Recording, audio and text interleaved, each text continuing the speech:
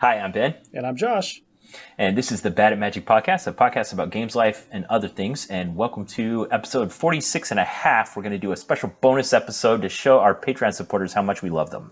If you are hearing my voice right now, just know you are loved by us immeasurably. So thank you to our Patreon supporters for being supporters of the show. We love you. And Josh and I are here today because we want to talk about the ways in which smartphones have changed the world. Well, and I originally posted this topic to you as just kind of floated the idea because there's a lot to talk about with smartphones, Ben. There is everything from how smartphones have completely altered the way that we relate to each other as a species, all the way down to what kind of smartphone are you going to get next? Because I think I'm going to change it up this next iteration. So is that what brought this topic up? Is you're thinking about getting a new phone? Well, you know how they do those contracts now where you pay for your phone as you go for 2 years and then it's paid off and then you can trade it in? And then they bother you incessantly to go get a new phone? No, I didn't. I don't know about that. That's a thing. So Okay. the latest smartphone is like $1,400. And so you can either pay $1,400 out of your pocket when you get the phone, or you can just tack $20 a month extra onto your phone bill for 2 years. Yeah, you're still paying $1,400. They're just hiding the cost from you. And that works on you psychologically? Yes, because I don't want to pay $1,400 right now. But you're happy to pay it over time with interest. Well, I mean, You're an accountant. You know how interest works. I know how interest works, but I don't think I paid $1,400. I think the bonus is I got a discount on the actual purchase price of the phone because they locked me into a subscription plan for 2 years. They are eating the difference there in order to make sure that I don't switch to a different carrier. All right, let's go for full disclosure here. Who is they? Oh, they is Verizon. All right, me too. So we're both Verizon customers. I'm sure we have very different plans, very different situations. But let's do this thing right. Let's go back to the beginning. We live in a world now where these little pieces of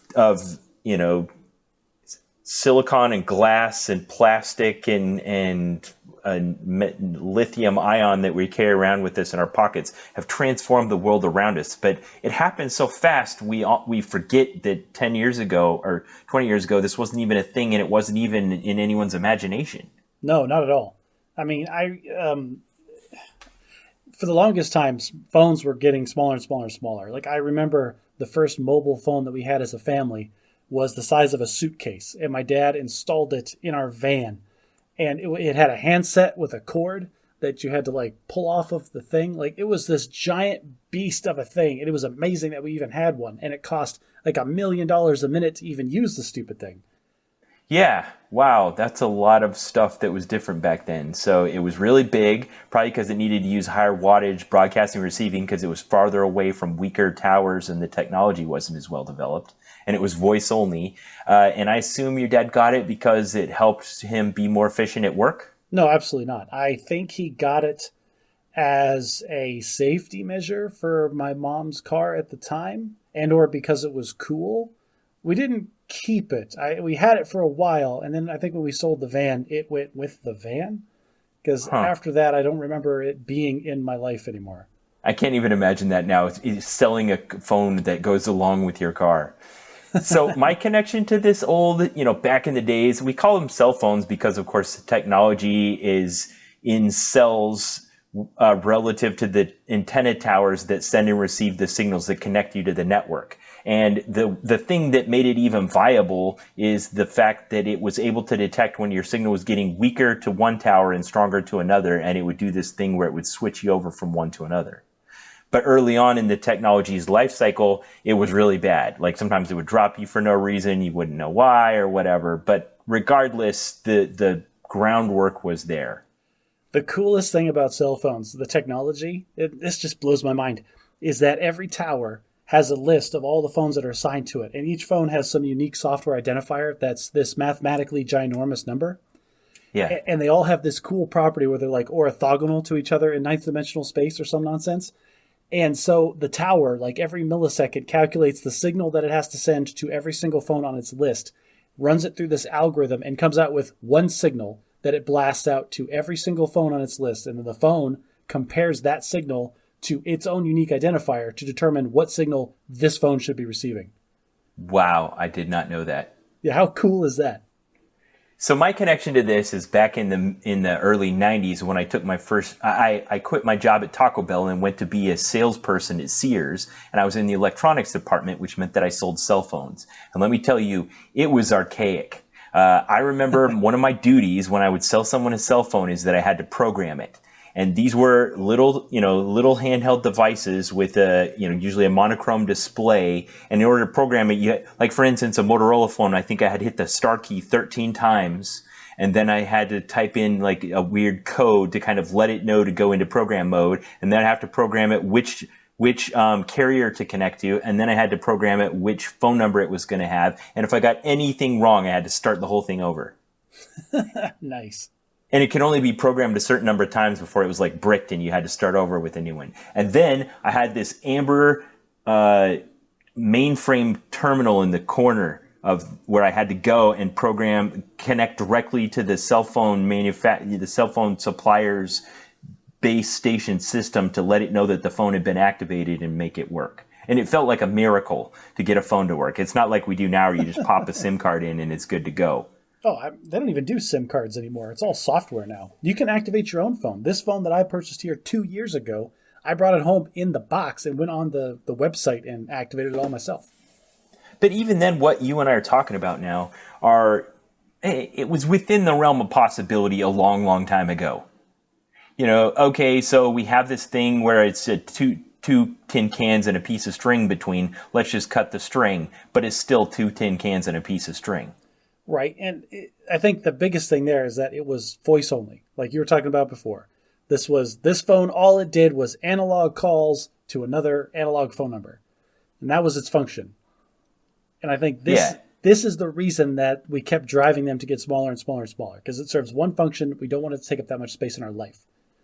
There's something else happening that's invisible to us as consumers, and that's infrastructure. And there's this kind of like game of chicken going on where the service providers want more customers, but they don't want to risk too much by installing infrastructure that's not being used. So there's this little leapfrog that's happening. More customers get on board, then they invest more in infrastructure that opens up new service area, which brings in more customers. And luckily there's competition happening where they can say, hey, we have a better service area than our competitor. And they're driving towards more and more ubiquitous service, which is good for the consumer. Man, that's a rabbit hole we don't want to go down, because I've seen things online where major broadband carriers, like for one, a lot of them share the same infrastructure and then share the costs.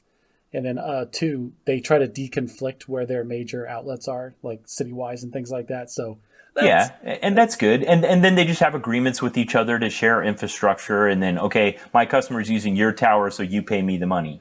Yeah, and I get that, and that's a good thing, so long as it doesn't get out of hand and it turns into like price fixing and that kind of nonsense. Yeah, but let's not forget what cell phone service was like early day. Now we just expect it to be virtually ubiquitous.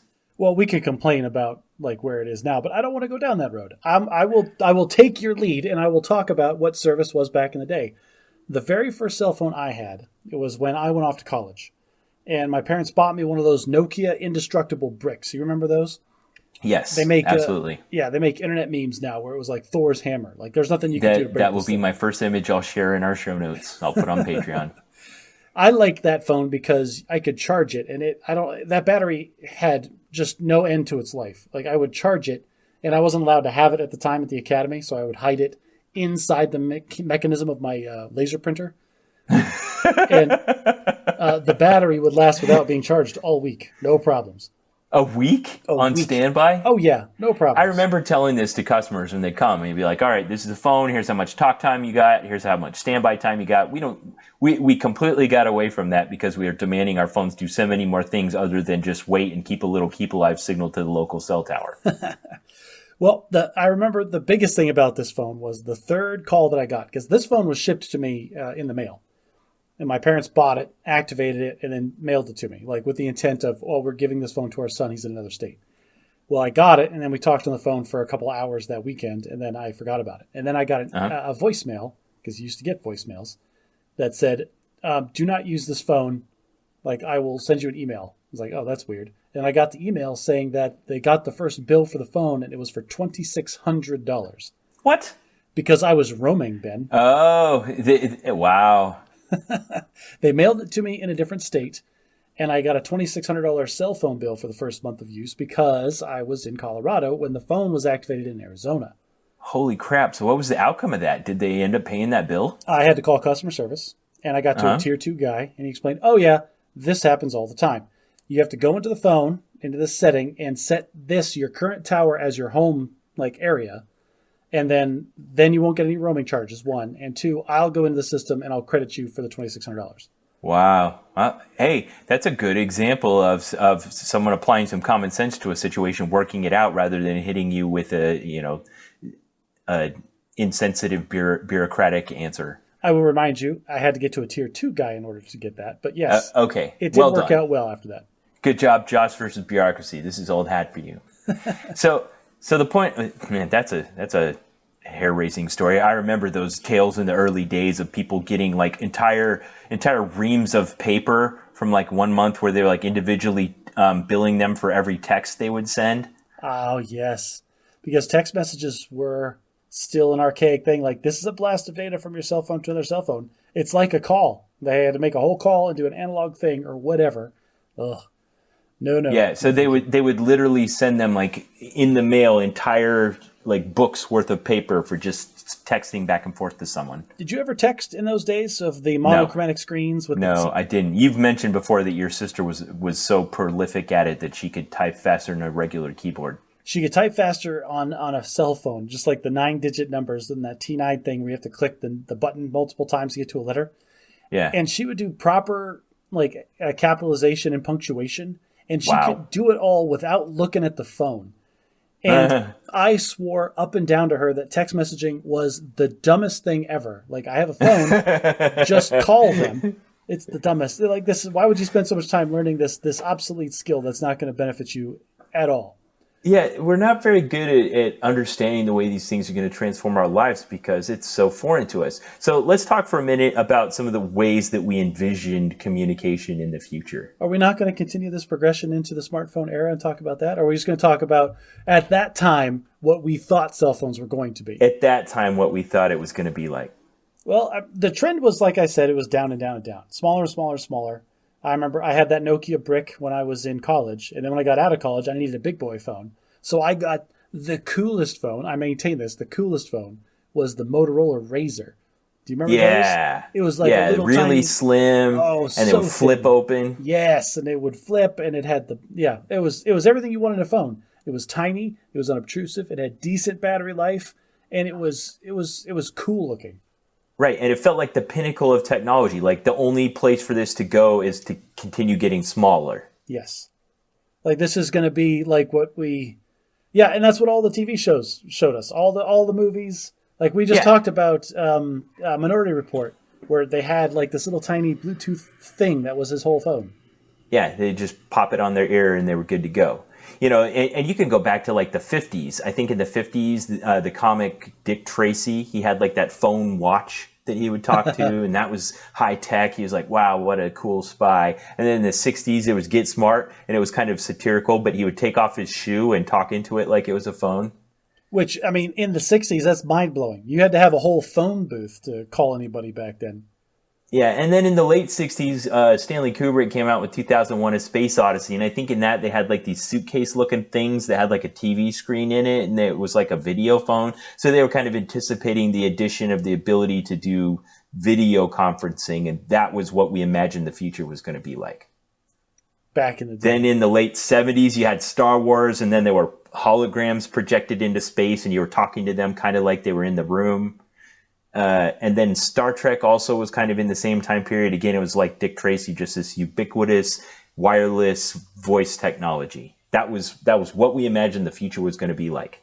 Star Trek had it right. Like, that is what I want my phone to be. I want it to be a little thing that is on my person that I just tap it and be like, hey, Siri, call this person. I don't even have to say those words. I just say the person's name and then start right in with the conversation. And by the time I speak the first word, I'm already connected to the other end of that, as opposed to where it is now. It's like, Siri, call my mother.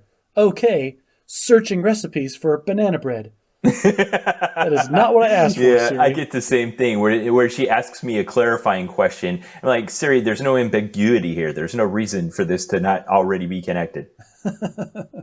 You are wasting my time, Siri, and I will punish you for it. So, what do you think the critical technological leap was that took us from that trajectory we had thought we were on from the days of Star Trek and Dick Tracy to the mid 90s that just skewed everything off in a different direction? I don't think it was the mid 90s. I think it was when the first iPhone came out in like the mid aughts. So I'm gonna do a half step to there. Okay. If you remember, in the mid to late 90s, there was Palm Pilots everywhere. So we were already onto the idea of handheld technology, and they wanted to kind of combine the two, and it wasn't going well. There was the Apple Newton, there was Palm OS, eventually there was BlackBerry. I mean, we were trying to do this already. But then the Apple iPod came out. That was this brick-shaped thing that had a screen and a scroll wheel, and they made the interface a bit more elegant, and all of a sudden you could access 1,000 songs on something you hold in the palm of your hand. So now we were miniaturizing the storage, we were simplifying the interface, and then it felt possible. So you're blowing past. I had a quick story there. I actually had a Palm Pilot when I was in high school. Uh-huh. I don't know why.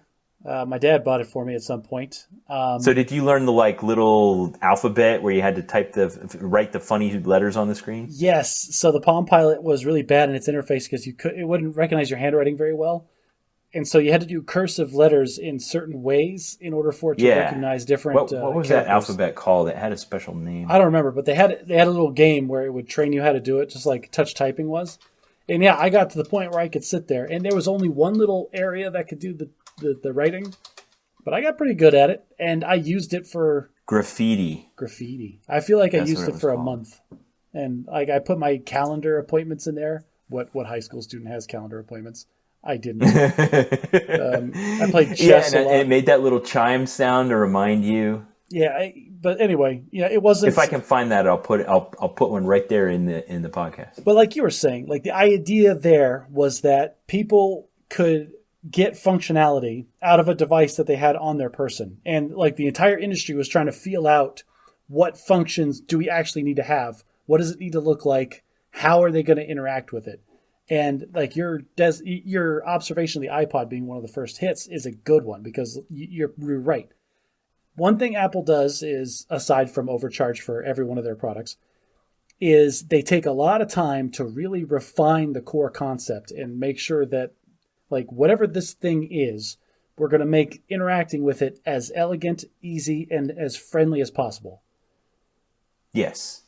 So meanwhile, all along, Moore's Law is happening. Moore's Law is some engineer at Intel back in the 70s said, hey, it looks like what we're doing here is about every 18 months we're packing twice as many transistors onto a piece of silicon, which means that everything related to our computer technology was getting about twice as fast and increasing the amount of storage that was capable by about twice every 18 months. And that held on average over the next 3 decades without slowing down.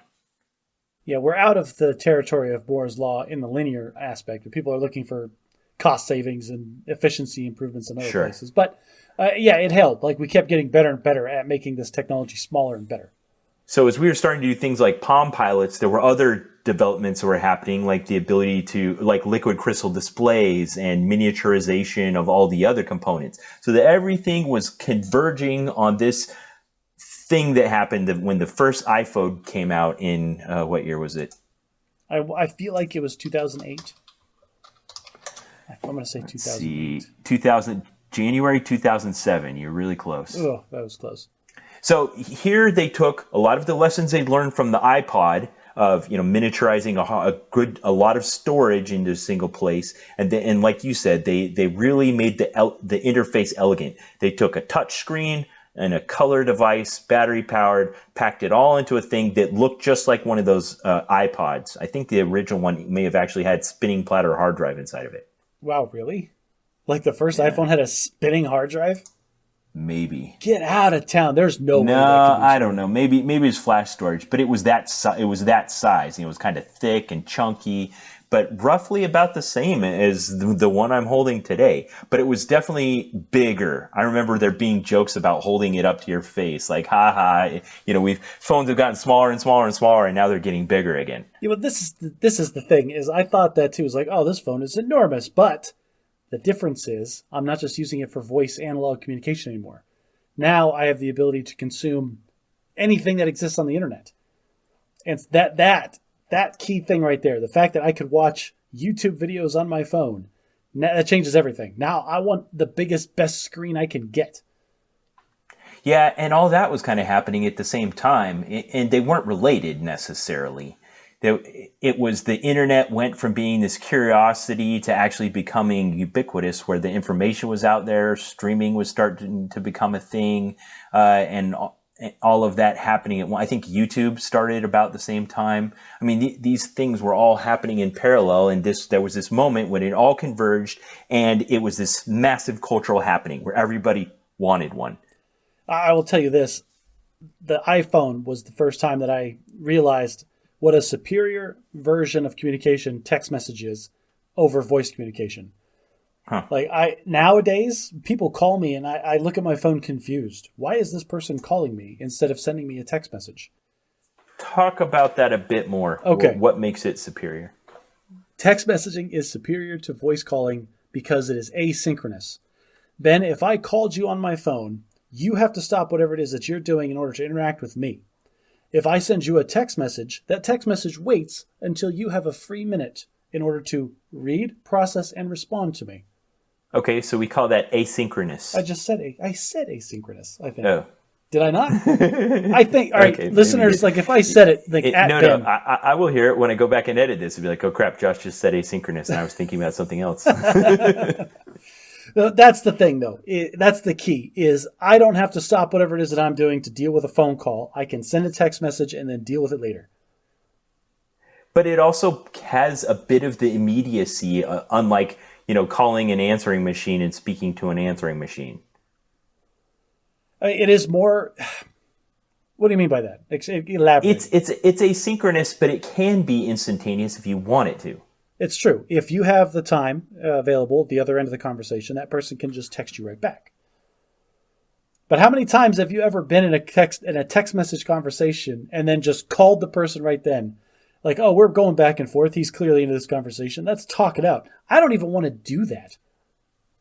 I do occasionally, especially if it's starting to get involved where I feel like there's misunderstandings. Because there's a lot of other cultural transformation that came along. There was the birth of emojis and texting shortcut language and all those kinds of things that happened at the same time. When my dad got his first smartphone, like the entire family had to break him of his habit of typing in all caps. Because up to that moment in history, all he ever did type in was all caps all the time forever. And we had to break that. Our devices got smarter and it became easier to actually contain more meaning in the same amount of characters. So let's not be irresponsible and stop shouting at people. Well, no, this is the thing. And I tell people this all the time. Like, yes, the capitalization matters in your text message, and so does the punctuation and the emojis, because most of human communication is nonverbal. It's tone and posture and body language and all of the things. So how do we transmit those things via text? We use capitalization and punctuation and emojis. Exactly. It doesn't make up, there's still a lot lost in translation. But if you allow for capitalization to have more meaning than it would normally have, then that gives you another tool to impart meaning. For example, I just discovered this probably this calendar year. The best way to intone sarcasm via text message is to do the random up and lowercase capitalization throughout a word.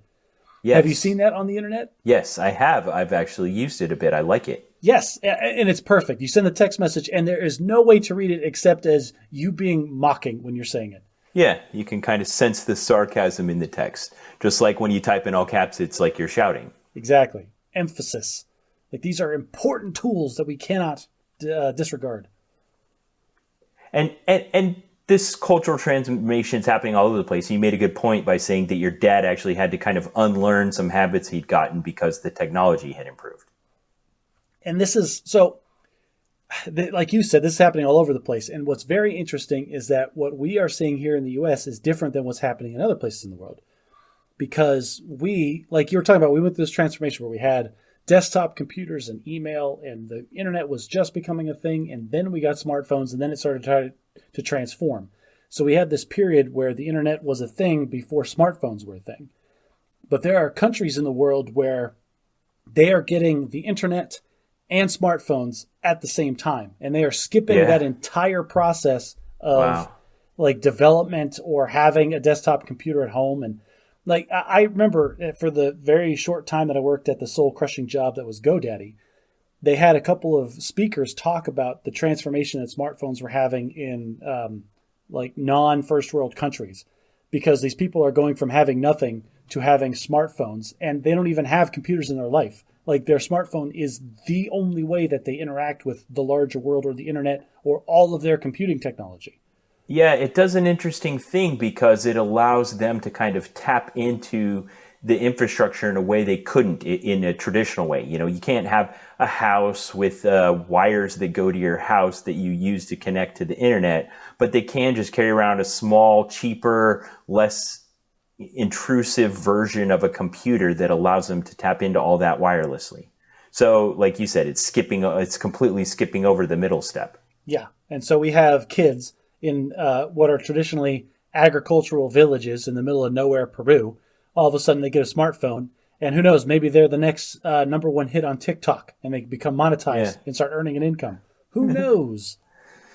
So, yeah, and let's delve into this area you're talking about. So we had all these technologies developed, microprocessors got smaller, storage got more dense, cell phone towers became more, the infrastructure became in place, the internet grew up, and all this converged in about 2007. Apple came out with this new must-have device. Everybody was already kind of doing it, you know, BlackBerry and Motorola and Nokia, and everybody was kind of coming up with smartphones, but this really fomented into, this is the ideal form of this handheld computer. A touch screen that's roughly this size, and for the next 2 decades they haven't really changed much from that form factor. But we've packed more things into it. The addition of a camera, the networks have changed and increased in the speed that are available, and smartwatches now we're starting to get, and the Dick Tracy world is becoming real. But how has this changed our lives?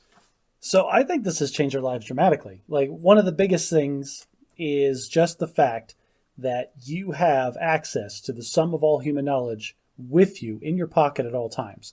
Yeah, I always say to my family, you don't have to wonder anything anymore. We don't go hope it's in the encyclopedia we bought 10 years ago, or maybe go to the library. You just look stuff up. I remember when I was a kid just not knowing stuff. And you ask your parents, like, well, I don't know. Yeah. And you just didn't know. And like, who has time to go to the library and look for stuff? I have zero time for the Dewey Decimal System. Like, there are whole professions dedicated to making sure books are in the right order on a shelf, and I could not give two craps about the whole system. Yeah, same. Screw it. No more card catalogs, no more Dewey Decimal System, no more looking stuff up. Books are too slow. And here, all right, so that's one thing, is we have all of the information all the time forever. The second piece that has and is still transforming society, and maybe not for the better, is I also have a pedestal. I have a voice. I have a soapbox that I can stand on whatever I want in the form of all of the different social media platforms, access to them 24/7. Yeah, I think we could do a whole episode talking about the effects and impact of social media, but I think let's just kind of hand wave that for now. Well, I want to say one thing about that. Okay. When everybody has a soapbox that they can shout from, it's not about what the message is, it's about who can shout the loudest. Huh. All right. I don't really have anything to add to that. Now, there's some impacts we kind of saw coming that I'm glad we're finally seeing foment into actual action. Like, for instance, house phones. I don't have a house phone. Right, me either. But there was still this weird period in the middle where, like, all the forms, all the bureaucracy hadn't caught up yet. And when you'd, like, sign up for something new, you had to put a home phone number. You'd be like, no, not your cell number. We need your landline number. That's not a thing, bro. Right. It hasn't been for about a decade. But there was still that middle time where, like, you could buy a new house and you would go, maybe I don't need a house. Maybe I don't need a landline. but there was a time before that where it felt necessary, and we've crossed that boundary. I had a landline in my first apartment for, I guess, a couple of years, but nobody ever called it. And then I turned it off after a while because I realized I was using my cell phone for all that. Yeah, I had a calling with my church where I was the regional tech representative, taking care of 6 facilities in the area where I am, all within about an hour and a half drive of where I'm located. And we'd been paying for phone lines for those places for a decade, paying hundreds of dollars a month, and they were never, ever used. And we finally just did an audit and make sure none of them were connected to like the fire safety system and shut them all off. And that's good because honestly, like the giant long telephone cords that you had in your house when you were a kid, those were just a tripping and choking hazard. No doubt about it. Not to mention, I'm a little OCD, you may realize. And like whenever those swirly cords got one of those little like anti-swirls stuck in it somewhere, Ben, I crap you not. I spent probably an hour one day going through one of those 10-foot long slinky phone cords to unravel one of those weird ravelers. This is one of the things you and I have in common. It drives me nuts. I always unravel those little kinks where it got turned the wrong direction or something in phone cords. Yes. And then there was cordless for a while. Cordless was a wonderful thing. Right, but this was self-provided infrastructure. This is a good example of what I want to talk about next. It still mattered because you had to have the base station, you had to deconflict the radio frequencies, you had to figure all of that out instead of having it outsourced to Verizon. You just reminded me of something. You're talking about deconflicting the radio frequencies, and I never even thought of that, but I do remember having a police scanner, and then just for fun, because there was nothing to do in rural Arizona back in the day. And we realized that one of the frequencies that it picked up was our neighbor's cordless phone. Oh man. So you could just listen, you could just eavesdrop on their conversations. Yeah, which looking back probably wasn't the best moral thing to do, but it was so entertaining. So that also goes back to that middle period. Like when I was doing cell phone installations at Sears, we also sold wireless landline phones that had encryption. So it would actually encrypt the signal as it was transmitted between the base station and the handset, and you couldn't just listen in on the conversations. It must have been the world's weakest sauce encryption ever. It just garbled it, just like when you tried to watch HBO if you hadn't paid for it. You could still see some of the good stuff if you were paying close enough attention. Now, the thing that was happening is all of a sudden, this was becoming more and more ubiquitous, particularly in the United States. It was passing the saturation point where you could start to assume that people had this. And there were standards that were starting to be developed of data transmission and operating system and those kinds of things. And at some point we went over the hump where now you can assume with a pretty good degree of reliability that everyone in the room is carrying what's virtually a supercomputer with them around in their pocket. More computing power than the entire NASA space program had when we landed on the moon. Yes, and everyone has it.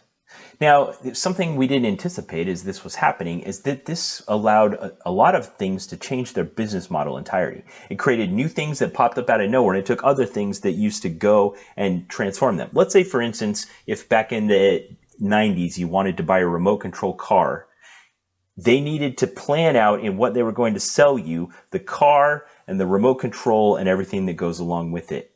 And that all had a cost and a production value that went along with it, and you had to pay all of that. Now, if you're producing a remote control car, you can go, you know what, somebody's carrying around with them $1,000 wireless supercomputer in their pocket. Maybe I don't need to include all of the technology, and I can cut that in half and just produce the car and then upload an app to the store, and they could download the app and control this with their phone. My kids have had several toys where the controller, exactly what you're talking about, for their little robot dinosaur or whatever it is, was an app that you downloaded for your phone. Yeah, all they got to do is produce software, and that can be replicated for free, and you provide the supercomputer. And that happens all over the place. When I went to Disney World, I provided the device that I was used to authenticate myself in the park, to get in virtual queues for the rides, and it was all just an improvement in my experience. And they didn't have to provide me a device. All they had to do was make their software available for free. When I see iterations of the future in like the sci-fi shows or the cartoons or whatever, the mangas or whatever the stuff that I consume, one of the baseline assumptions that we have now, if we were to project the vector forward of what technology is going to be, it is this ubiquity of bring your own device kind of technology.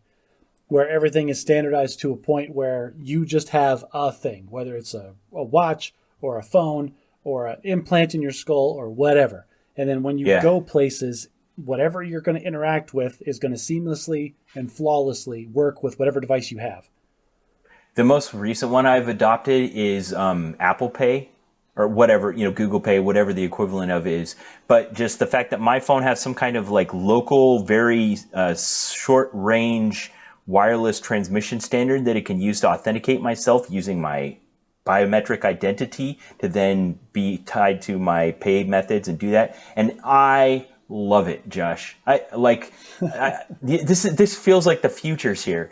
Like I can go running and not bring a wallet or anything, and I can stop in a convenience store and get a Gatorade and just swipe my phone, and it's faster and easier, and I don't got to touch anything or anyone. I can't wait until I never have to carry a credit card. See, I do want to adopt that same technology where I can just leave my wallet at home, except for my driver's license. I'll carry my driver's license with me. But just like exactly what you talk about, I don't want to carry all this excess stuff, and my phone has taken over so many other functions. Why shouldn't it take over this one too? I'm just waiting for that contactless, like you're talking about, the wireless interaction with the payment processing to be more ubiquitous. Yeah, and I found it's really saturated at like common high traffic end user locations like gas stations. It's almost 100% in gas stations. Ben, I don't remember the last time I bought something. Actually, no, take that back. I do remember the last time I bought something at a gas station. It was 2018. We were driving to Legoland and we needed snacks. So you don't go in when you go buy gas. What do I need to go in for? What does this convenience store have that I want? Nothing, Ben. They have bad food and overrated coffee. That's what they have. I've never actually timed the transaction, but my local grocery store recently updated their point of sale terminals and their little end caps and their software. And I can now pay with my phone at my favorite grocery store. And the amount of time it takes to authenticate and complete the transaction is like 10 times faster. I believe you. And that is the one thing. If the grocery store does it, I'm on board. Now, here's my question is, what kind of fees are you paying for that convenience? None. Really? No fees? It's the same as using my credit card. Man, I think the ones on my phone have fees. Oh, well. But this is a thing that is going to become ubiquitous. People are just going to use their phones for everything. And now they've all already got the biometrics into it, so they're completely locked and secured. So, like, increasingly more and more, your phone is becoming you. Like, this is like the device that you cannot not have with you. Yeah, let's talk about that a bit more, because when you had a landline phone for your house, it was a phone number. You looked up a number in a book, and the book was published, and it might say your name next to it, but it could have been used by someone else before. That still happens a little bit. But it was number-based identity, and the number was tied to a geographic location. But now that we've untethered everything, now it's identity-based. You sign into the phone, and it's tied to you. And if you use apps like Messenger or those kinds of things, yeah, there's still a number happening, but it's not based on where Josh is. I don't have to remember your location or use a number that's tied to your location. I just have to say, Ben Rich, I'm trying to talk to Josh Fleischman, and my phone will communicate with the internet and work all that out. And I don't have to remember your number. I just got to say I'm communicating to you. Oh yeah, increasingly, the phone number is becoming more and more irrelevant. More and more apps are, like you're saying, identity-based or username-based or whatever. There will be, I imagine there will be a future where the cell phone towers completely give up on analog voice transmission entirely and just go voice over IP and screw it. Everybody gets their own dedicated IP address in IPv6 and forget it. That is your identifier. Yea, verily, this is your IP address. Go forth. Yeah, and you don't got to know that. You don't got to remember it. You just let your devices work it out. Well, there'll be a token or a biometric or something that just verifies that it's you and then ties you to that number. Ben, don't get me started on the future that I want, which is public key interface, and you are issued a unique private key at birth that is tied to like your biometric somehow. That just carries with you for the rest of your life. That will be great. I don't know why you started with, Ben, you don't want to know this, because I think that's a great idea. I'm fine with that. Identity theft is no longer a thing in that future. Yeah. Now, there you can still kind of see a little bit of the things that we thought we needed in the past that are still on their way, like full voice. We're not quite there. Like you said, you ask Siri to call your mom and she gives you a recipe for banana bread. Like, yeah.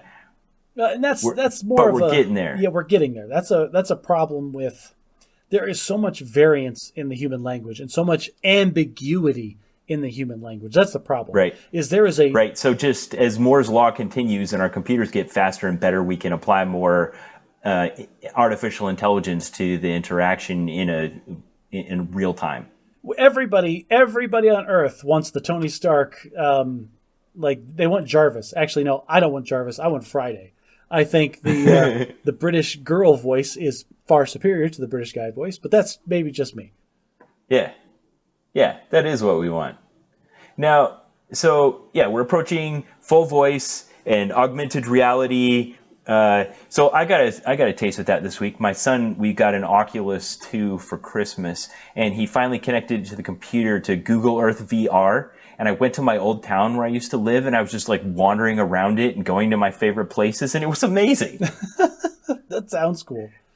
If we reach a point where you can wear a set of glasses that just kind of inobtrusive, like Iron Man's heads-up display, just kind of inobtrusively interact with the world around us and provide us extra information, that feels like the next horizon, the next threshold. Oh, Google and other companies are still working on versions of glasses that do exactly that thing with projecting an augmented reality with just the frames on your face. At some point, that'll be contact lenses, and then there is a future, I think it will be in our lifetime, where we just get that chip implanted in our brain and it interacts directly with our... like the Matrix. Like our optical nerve, and then we just project this stuff in the world. So that's still real time. You're not talking about like actually implanting memories like that are there now as if they'd been there all along? Oh, no. I'm talking about interacting and augmenting what we currently have as our sensory experiences with extra digital stuff. Wow. Sensory interaction that's being digitally generated. Well, and this is a wonderful technology that exists in a lot of different sci-fi genres. For example, if you have a complete quadriplegic that's been disabled since birth, there's no reason you can't inject some digital interface in his brain that skips his spinal cord and like interacts with his limbs digitally, like fly-by-wire, but for a person's body. Nice. Yeah, these sound like great things. I can't wait till we get them. Now, one that is here now is the fact that this has kind of transformed the way that we consume innovation from companies. It's made it a lot faster. We don't have this 5 to 10 year R&D waterfall based model where somebody has a bright idea and it's produced and comes out, because a lot of the advances that we can have are just a matter of unlocking what you already have, but just providing more efficient ways to do it through software. And so now you can, one day you'll pick up your phone and it's uploaded the latest version, and now it does a more efficient way of accepting text or autocorrect or a better way to use your camera to interact with the world around you, or those kinds of things. We're getting new things all the time without even knowing it. For as much as I hate autocorrect, I don't know. Autocorrect needs to be better. Like, if anybody in the software industry is listening, everybody hates autocorrect. I'm sure it's fine 90% of the time, but the 10% of the time it's not fine. It drives me nuts. 10% is a lot. Probably 99% of the time it's fine. My stupid phone has learned so many ways that I commonly mistype words that it doesn't correct them anymore, and that drives me nuts. I don't know how many times I've typed THR when I'm trying to type the, and my phone's like, he types THR all the time. I give up. It's there.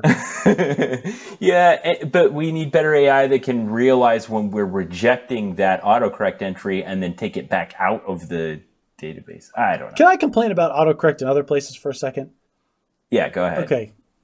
Dear Microsoft, when I'm typing a document in Word and the word is misspelled and it's underlined in that red squiggly line that says it's misspelled, and I go and I right-click it, and there is only one option for the word to be corrected to, don't even just underline it. Just change it. Just make it correct. If there's only one thing it could be, why are you making me click it? Ugh. So I used to do tech support for Microsoft, right? I do, and so maybe I should address that to you, Ben. Well, we added some of what you're talking about in several versions back in the mid-2000s, and sometimes it's too invasive and people don't like it. And there's ways to interact with it. There's certain ones that it corrects automatically. For instance, if you type a commonly used word and you invert two of the characters, like if you type ADN instead of AND, it'll just switch it and correct it automatically as soon as you hit the space bar.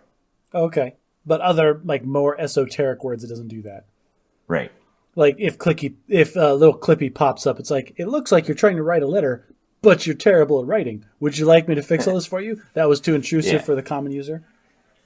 Now, the totality of the impact of all of these things, I heard it once that there was a guy that was looking through some old mail and he stumbled across an old Radio Shack catalog from the 80s or 90s. And there was a guy showing the totality of everything you can buy in a Radio Shack. And he was sitting there in the middle of all this technology. And there was a camcorder and a tape recorder and, a whole bunch of electronic gadgets. I'll see if I can dig up the photo and I'll put it in the notes.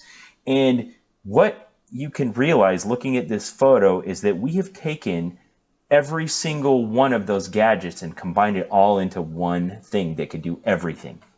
That's outstanding. I know. It's amazing. It's incredible. You can do so much with it. And so now we use it to play Angry Birds. We waste a lot of time on it. People wring their hands about this. Oh, that's okay. Let's take 5 minutes to talk about the social problems that are developing because of these smartphones. I have noticed that I spend way too much time on my smartphone. Same. I do. I notice, and it keeps track of that, and I avoid the app that tells me how much time I'm actually wasting because I don't want to know. I make a deliberate decision when I sit down at the dinner table to set my phone off on my desk behind me because I don't want it with me on the table because I will inevitably pick it up and start looking at it instead of interacting with the people that I love. And more and more, I see we're shutting ourselves off to actual human interaction in the situations where it's appropriate and just diving into our phones instead. Yeah. Good or bad? Okay, Alicia's really defensive about this kind of thing, and I like her perspective on it. Sometimes people will post one of those photos on the internet where, like, they're on a subway and everyone's staring at their smartphones. And then they'll have some type of caption like, look at where we've become as a society. We don't even look at each other anymore. And the one she posted, which I love, shows that superimposed upon a picture of a train from like the 1920s, and every single person on the train is staring down at a newspaper. That's outstanding. Well, and that is a situation where, I mean, it's not new that as humans you'd rather just consume some information while you're waiting than talk to strangers. That's the thing. Nobody wants to talk to strangers. If you're that weirdo that wants to talk to strangers, get out. Like, I don't. Nobody likes you. These aren't new problems. It's just this generation's interacting with an old problem. So here's my thing: is I have kids. You have kids that have smartphones. So here's a good question for you.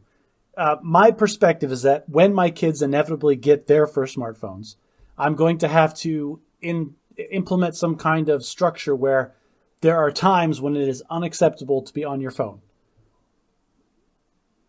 Yeah. Yeah, and here's where you run the risk of being like an out-of-touch parent if those are too big or too long.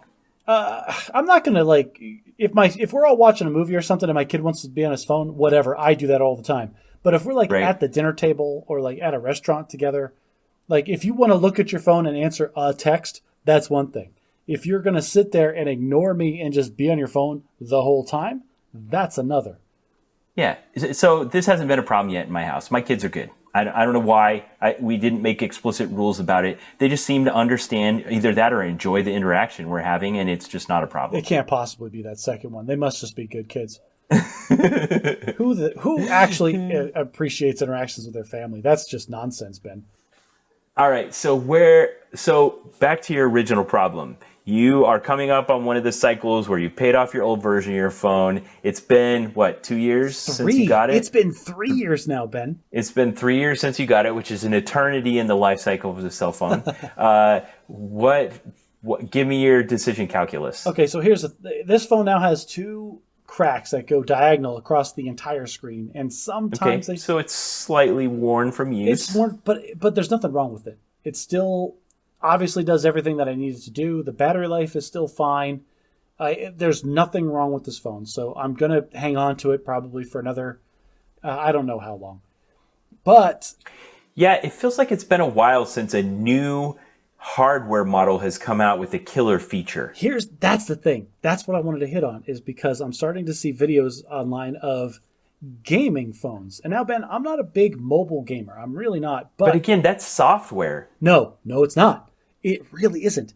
There's a couple of different reviews. Unless it actually has like a good quality controller integrated into it with buttons and it feels good in your hands. That's what I'm talking. They do stuff like they have larger screens, more battery life, more buttons, and touch pads, like small touch pads, like on the back and on the top for like shoulder buttons and stuff. Okay. Active cooling to like keep your phone like cooled down. Because I will say this, Magic Arena on my phone, it does start to bog and get choppy when my phone heats up. If I'm playing for more than like 20 minutes, my phone is hot in my hands and the game starts to like really, really slow down. Okay, mobile gaming where you're actually doing all the processing on the phone itself feels like we're in that middle period where we're right on the verge of a complete transformation, where the 5G network will become so ubiquitous that it's much better to run the game on a server in someone else's computer than it is to run it on the phone itself. Thank you for leading me to perfectly transition into the next thing, because now there are a ton of gaming services that do exactly what you're talking about. There's GeForce Experience. Xbox has one. Google tried to do one called Google Stadia that's dying. But the idea was that they took AAA games that are meant to be run on hardcore gaming computers. They run them in some data center, and then they stream the inputs in the video just to your phone, and you can play these. Yeah, as long as you can have a low enough latency connection, then you can interact with the supercomputer. But your phone still has to do the displaying and the input pulling, and older phones can't handle it. They don't have the graphics processing horsepower, and we're right on the edge. So that's what would drive you to upgrade, huh? What I realized is when I really sat down and thought about it, I don't play a ton of games on my phone, but do what I do. I watch a ton of videos on my phone. So I realized that my number one feature that I want for my next phone is going to be the absolute biggest screen that I can get.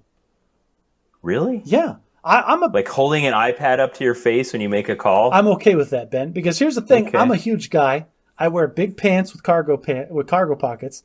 I have never had a phone that was too big to fit in my cargo pocket.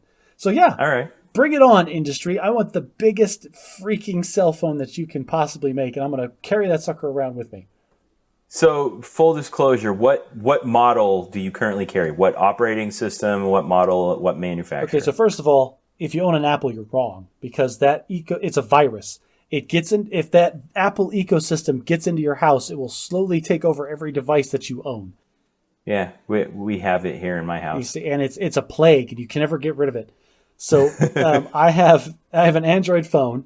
I can actually like change settings and do crazy things like move icons wherever I want them. Like, so all of the functionality that I want is. I don't know why you insinuate that, like you can't change settings and move icons in iOS. Because my daughter was forced to use an iPad for her kindergarten schooling this year, and you can't. Like, that stupid thing I wanted to throw out the window so many times because you can't. Do they have some kind of third-party security software on it that prevents the kids from changing the settings? Nope. It's just too different, and I can't figure it out, and I hate it. Okay.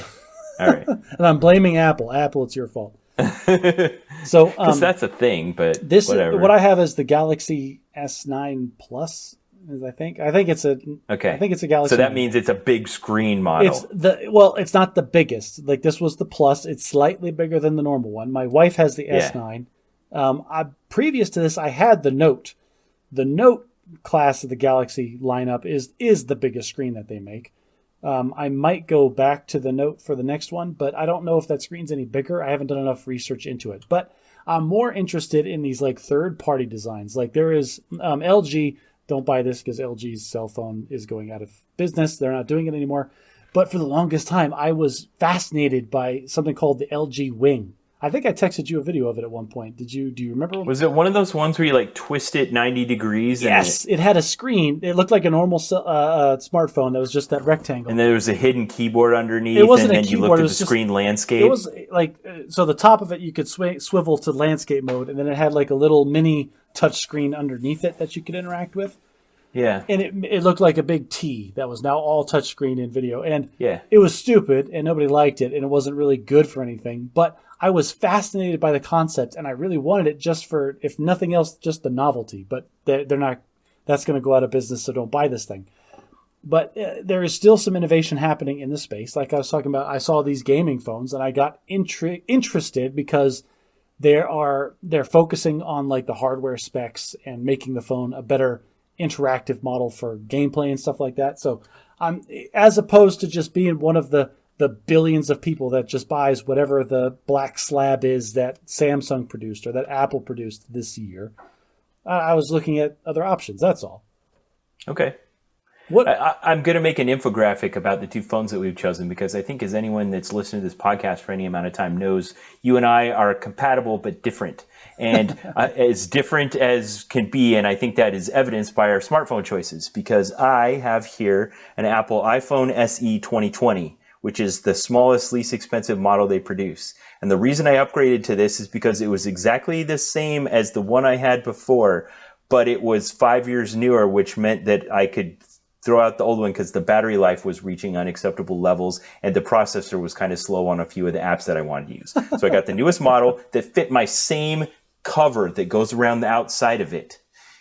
It had a slightly higher resolution camera, but otherwise one lens, no special features. It was just a little bit faster and it had better battery life and I could set it down on one of those wireless chargers. And that's it. That was all that was new. I will say, if you don't have wireless charging or if you've never tried wireless charging for your phone, get a wireless charger. It'll change your life.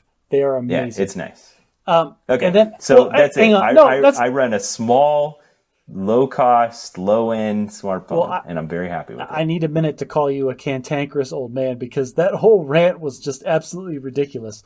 Well, I want the phone that will fit in this case. Like that is such backwards like requirements. That wasn't on purpose. I just got the new one. I'm like, oh, it fits on my old case. I don't got to buy another one. Oh, Ben, that's just. You're an IT tech guy, and your phone is just like, oh, yeah, I got the stripped down one that barely works. I'm fine with it. Yeah. No. I'll upgrade again when the battery life reaches a point where I have to think about it. How much do you interact with that phone that you just don't care that it's not the coolest or the latest and greatest? You've made this point before, and you actually have started to change my calculus about these kinds of things. I'll say it in other things, like why would you have a bad pair of shoes? You spend your whole life on them and it will cause you health problems and back problems and damage your body. Like why not spend a few more dollars on a pair of shoes that's actually good for you? But, or you could say the same thing about a mattress or, the eyeglasses that you wear on your face. But for some reason, I can't apply that same logic to a smartphone. It's good enough. That's interesting because I have the good enough calculus when it comes to shoes. Except for my running shoes, spared no expense for the running shoes. But the daily driver shoes that I'm wearing right now this second are just the last iteration of running shoes I had that reached end of life for running, and now they are my shoes that I just wear around. Yeah. But yeah, you're right. Maybe it's just different. Yeah. So I probably won't upgrade, like I said, until this phone reaches a point where I'm like, either there's a killer feature that comes out that I really want, or I can't. The battery life on this one reaches a level where it's unacceptable. You see, as a responsible adult, I'm thinking the same thing. Like, until this phone dies, there's no reason I need a new one. But that tech nerd in me sees all these new cool things and is like, it would be nice to have just something shiny. It feels like it's not that many, though. Initially, like every new iteration that came out, there was just tons of technical innovations that were happening and stuff. And now it's just become minor, incremental, and you're still getting the same software updates and additional features as everyone else every time a new release comes out. It's not like this release only works on the latest version. It works on everything. Well, I mean, for Android, that's true. Apple actually does do forced obsolescence. That's a documented thing. So you might be in trouble. We can talk about that a little bit more. I'm willing to defend it a bit. Apple is on the record as pushing an update to their iOS that, I'm not going to say it bricked a bunch of their old phones, but it made them unusable in a practical sense. Yeah. All right. So No defense, just I think we've explored that issue. What the vision of the future was in the past, what the transformation to our everyday life was, and where we're at now, and when we're going to get our next smartphone. If you're one of our listeners and you're hearing this bonus episode of the podcast, you can go on our Patreon page and sound off what smartphone do you use and what are your requirements? When are you going to get a new smartphone? And if you are listening to this podcast right now, we want to say thank you again. Like, you are the people that make this happen. Like, Ben and I would talk forever without recording it. We go through all this extra effort for you people. So thanks for listening. Yep. Thanks for being a supporter.